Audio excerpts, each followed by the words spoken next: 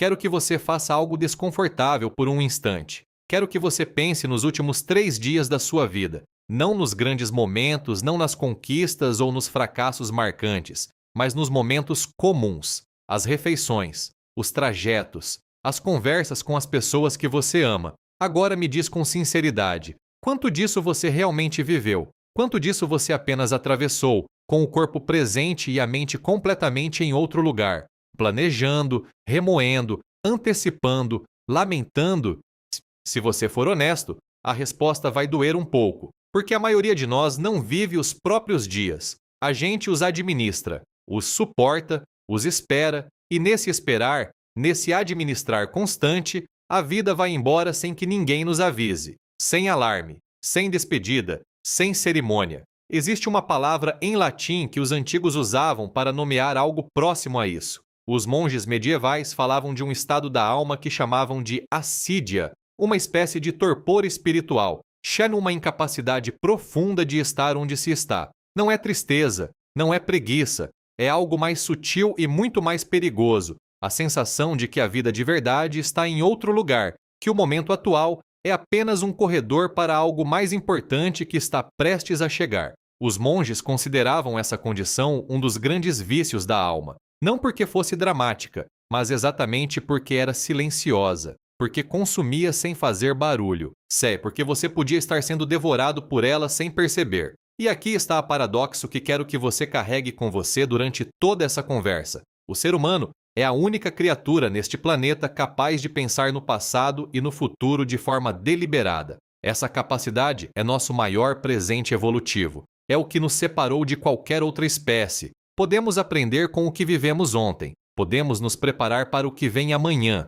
E isso nos deu uma vantagem extraordinária na história da vida na Terra. Mas essa mesma capacidade nos ensinou a habitar permanentemente tempos que não existem. O passado já não é. O futuro ainda não é. Apenas o presente existe. E, no entanto, o presente é o lugar onde menos tempo passamos. Os estoicos, esses pensadores do mundo antigo que sobreviveram ao tempo porque tocaram algo profundamente verdadeiro na natureza humana, tinham uma obsessão com esse problema. Marco Aurélio, do imperador de Roma, o homem mais poderoso do mundo conhecido na sua época, escrevia em privado para lembrar a si mesmo algo que continuava esquecendo, que apenas o momento presente lhe pertencia, não a memória do ontem, não o plano do amanhã, apenas isto, apenas agora. E se um homem com esse poder, com essa responsabilidade sobre milhões de vidas precisava se lembrar disso diariamente, o que isso nos diz sobre o quanto esse problema está enraizado em nós? Sêneca, que era um filósofo que viveu no primeiro século da nossa era, escreveu uma carta que poderia ter sido redigida ontem à noite. Ele dizia que os homens não se queixam da brevidade da vida, eles a desperdiçam, que a vida não é curta, que simplesmente a usamos mal, que quando você chega ao fim, se viveu plenamente, percebe que foi suficiente. Mas se viveu ausente, se viveu esperando, se viveu em outro tempo que não era o presente, então no final você sente que foi rápida demais, porque na realidade você nunca chegou a vivê-la de fato. Você leu essas ideias e provavelmente as achou profundas. O problema é que entre compreender algo com a mente e incorporá-lo com o corpo, há uma distância enorme. Uma distância que a maioria das pessoas nunca atravessa. Quantas vezes você leu algo que te tocou fundo, que te fez dizer: isso é exatamente o que eu precisava ouvir, e 2 semanas depois estava vivendo exatamente igual a antes? Não é fraqueza, não é falta de vontade de mudar. É que compreender uma ideia não é suficiente para transformar um hábito, e a ausência do presente não é apenas um conceito filosófico, é um hábito neurológico. É um padrão que o cérebro construiu ao longo de anos, talvez décadas, e que se sustenta sozinho, sem que você precise fazer nada para mantê-lo. Sua mente vaga porque a mente sempre vagou. É isso que ela faz. Em psicologia, esse fenômeno tem nome: mente errante. E os estudos sobre consciência e atenção encontraram algo que deveria nos inquietar profundamente. Os seres humanos passam quase metade das horas em que estão acordados pensando em algo diferente do que estão fazendo, quase metade do tempo consciente. E essa tendência, essa mente que escapa para outro lugar, está consistentemente associada a níveis mais baixos de bem-estar. Não é que ficamos mais criativos quando a mente vagueia, é que ficamos mais infelizes.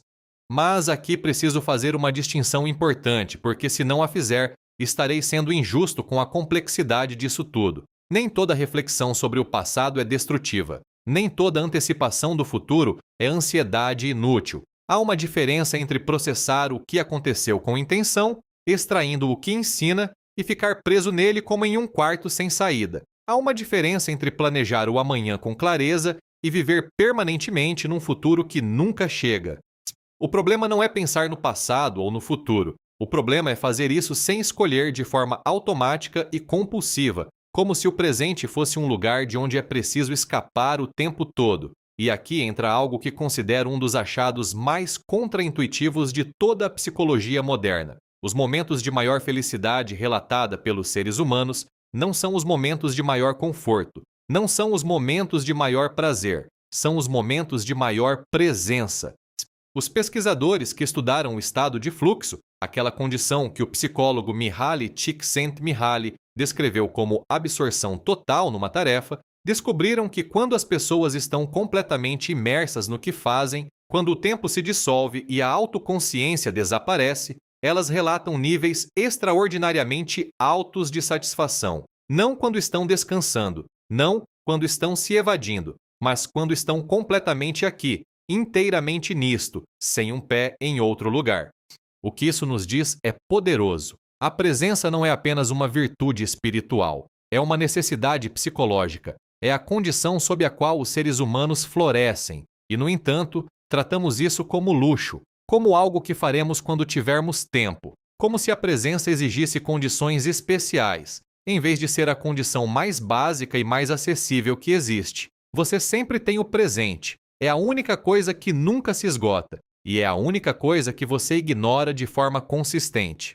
E agora quero ir além da felicidade pessoal, porque acredito que esse tema tem raízes mais profundas do que parecem à primeira vista. A ausência do presente não rouba apenas o seu bem-estar, ela rouba a sua identidade. Deixa eu explicar. O que você realmente é, não é o conjunto dos seus planos, não é o catálogo das suas memórias. O que você é se revela em como você age, em como você responde, em como você se relaciona momento a momento, sim, em cada pequena decisão que toma quando ninguém está olhando e quando não há nada extraordinário em jogo. O caráter não se forma nos grandes momentos, se forma nos pequenos, nos cotidianos, naqueles que atravessamos ausentes, achando que não importam. Cada vez que você reage sem presença, cada vez que age no piloto automático, está deixando que outra coisa tome as decisões por você, está delegando a sua própria vida.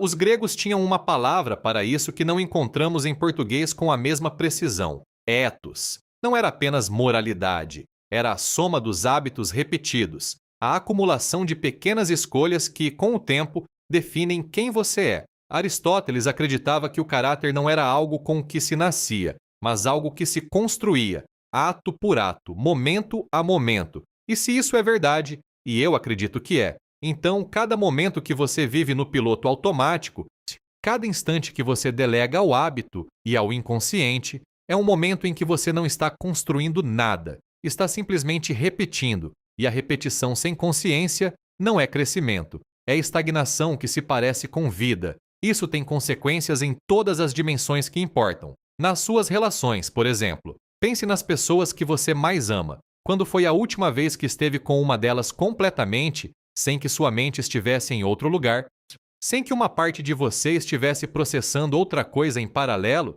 As relações não se deterioram apenas pelos grandes conflitos. Elas se deterioram pela acumulação de momentos de ausência, pelas conversas que você teve com o corpo, mas não com a mente, pelas vezes em que alguém falou com você e você ouviu as palavras, mas não a pessoa. A presença é a forma mais profunda de respeito que você pode oferecer a outro ser humano.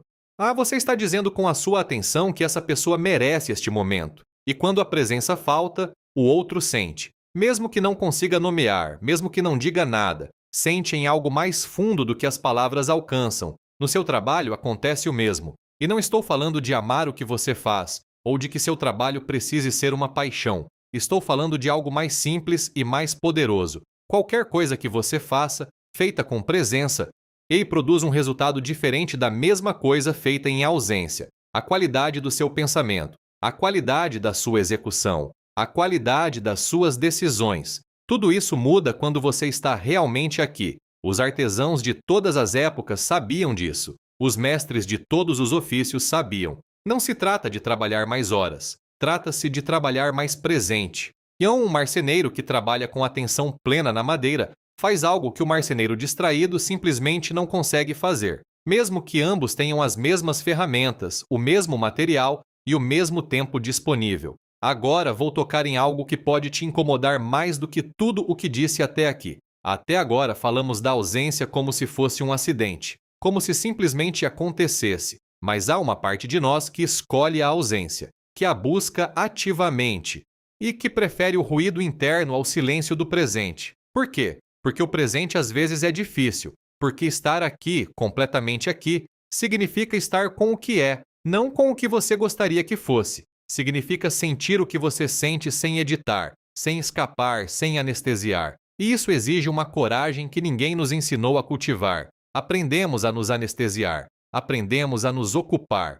E aprendemos a encher tudo de atividade e de pensamento para não precisar ficar quietos diante do que somos. O filósofo Blaise Pascal escreveu no século XVII algo que continua devastadoramente verdadeiro, que toda a infelicidade dos homens vem de uma única coisa, da incapacidade de ficar quieto em um quarto. Não era exagero, era diagnóstico. A incapacidade de estar consigo mesmo, sem distração, sem escapatória, é a fonte de uma quantidade enorme de sofrimento humano. Porque quando você não consegue estar com você mesmo em silêncio, você se torna um prisioneiro que precisa constantemente que alguém abra a porta da cela para não enlouquecer. E essa dependência, essa incapacidade de estar presente consigo mesmo, se torna o motor de uma série de decisões destrutivas que tomamos sem entender bem por que as tomamos. Há pessoas que passam anos correndo, não de algo concreto, de si mesmas, da desconfortabilidade de parar. E enquanto correm, chamam isso de viver intensamente. Chamam isso de ser ativo, produtivo, comprometido. Mas no fundo, existe um medo muito antigo do que poderiam encontrar se parassem. Esse medo é compreensível. Não o julgo, mas acredito que precisa ser nomeado. Porque enquanto não o nomeamos, ele nos controla sem que a gente saiba. A prática da presença, e eu chamo de prática porque não é um destino, é um exercício constante, não exige condições especiais, não exige retiros,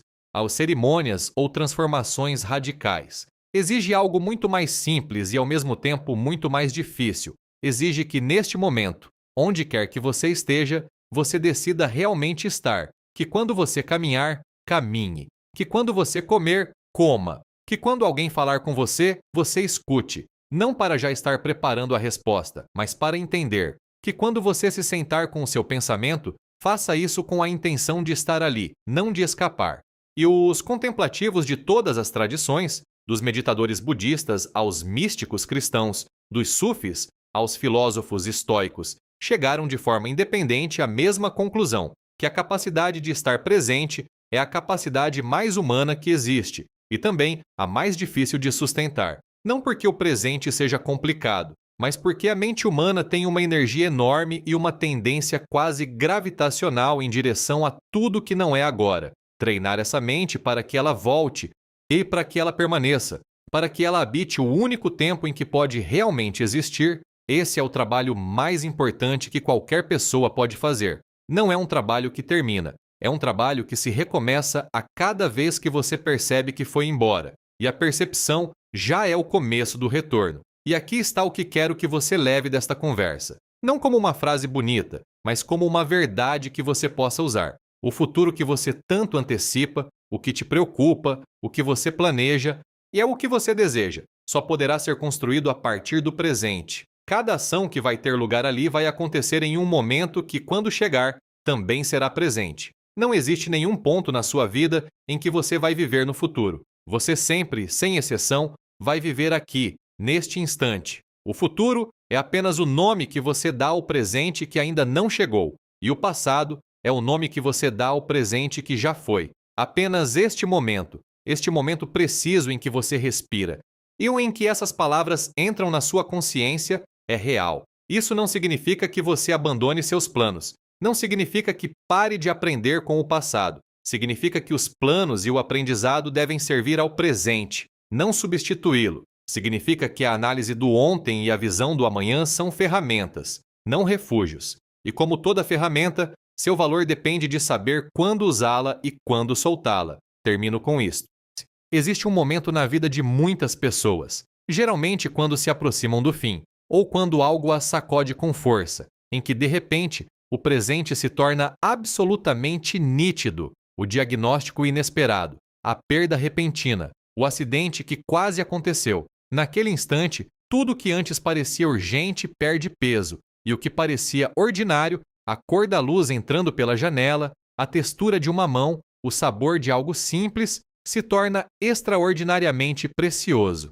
E as pessoas que viveram esses momentos dizem todas a mesma coisa, que gostariam de ter estado mais presentes antes. Não mais bem-sucedidas, não mais ricas, mais presentes. Não espere esse sacudir. Você não precisa de uma crise para despertar para a única coisa que você tem. O presente está aqui agora. Sempre esteve. E embora continue chegando em cada instante que você respirar, nenhum desses instantes passados vai voltar jamais. Exatamente este, já está acontecendo. A pergunta não é se você pode vivê-lo. A pergunta é se você vai escolher fazê-lo.